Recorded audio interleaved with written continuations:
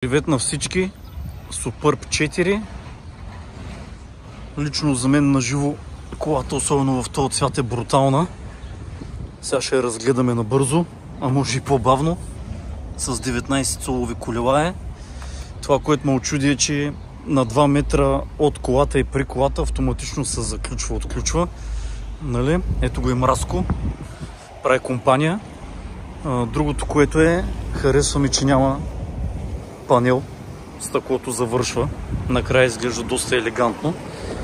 Отзад мястото като цяло няма какво да го коментираме. Ясно е, че е пребогато. Харесва ми, че опората на тая седалка при масова пластмаса при повечето модели тук също е облечена в хубава и мека кожа и почти няма разлика с ето тази пластмаса, която е тук. Като цяло. Пак да кажем, че мястото е повече от богато, като се има на предвид, че шофьорската седалка е изтеглена максимално, така да се каже, назад, автоматично се дърпа за по-лесно излизане и влизане в автомобила. Има штори. Съответният автомобил, въпреки че е тестов, ще видим после отпред на колко километра, няма абсолютно никакви паразитни шумове, поддръжки. Има мокет в отделението за вещи. Кожата е шагрен, която по принцип е доста груба, но в случая е много софт на пипане и създава добро усещане на допир. Същото е на самите врати, дръжките на вратите, задния панел. Седалките в случая са с погрев, а тук може да се види реално колко място има за краката отзад при нормално изтеглена предна седалка. Това е като цяло, това е пластмаса, но няма абсолютно никакво скърцане и паразитни шумове. Сега ще се прехвърлим отпред.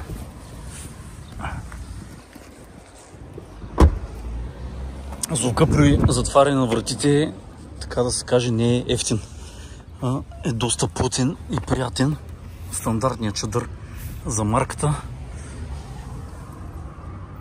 Седалки с памет, с всякаква възможност за позиции. Ето го и работното място на водача. Общо взето малко се натрапва първоначално.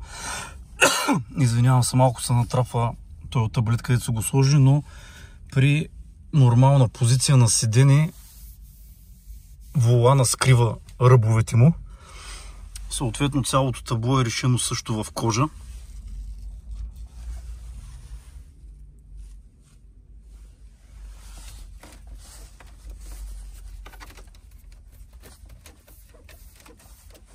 Няма абсолютно нещо ненормално, като скърцане, тропане, пръщене и всякакви такива неща.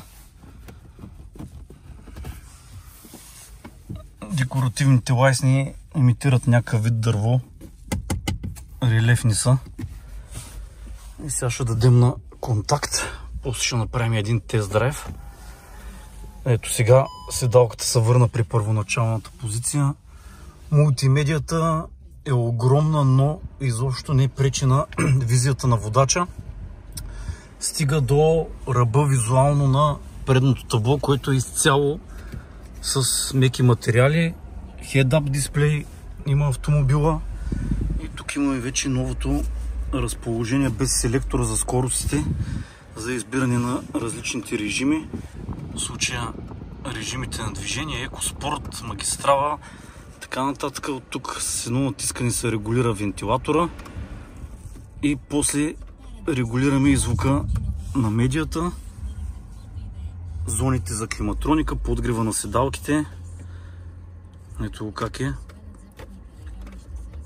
Общо взето доста солидно напипане като материали, много приятно на допир са грапавите превключватели, които са метални в мат.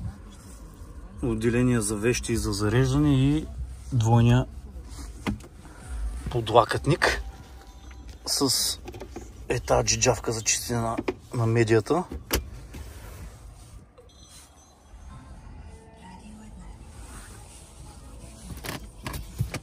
Тук е нормално ли да поскърцва. Ето я панела с осветлението. въздуховодите. Доста приятни отново на допир, на регулация. Тая лайсна малко се клатил. Явно просто така е захваната. Ето го и таблото. Автомобил е дизелов, ще го видим после каква динамика ще изкара. Селектора за скоростите, новото му решение.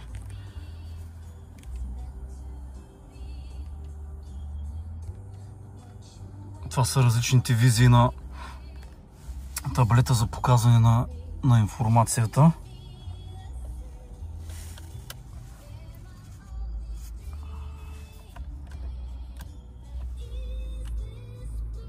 Фаровете мога да кажа, че са брутални, нищо че е светло. Ето ги въртките на централната конзола и съответно излято в едно е чак до края.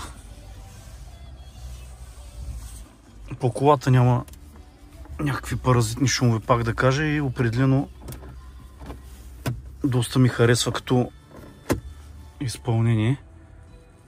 И пак стигаме до извода, че когато едно нещо се види на живо, може да се даде реална преценка, става ли, не става ли, хубаво ли е, не е ли хубаво и абсолютно всичко останало. Новата линия в бутоните и емблемите да са с сив мат, не с лъскави такива. 13-инчова медия.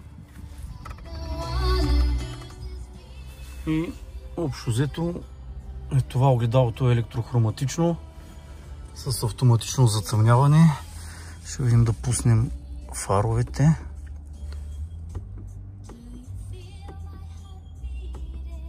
И да ги погледнем отвънка. За какво става въпрос? Наистина са уникални, не знам дали ще се види. Това е за което става въпрос. И мисля, че за момента е толкова.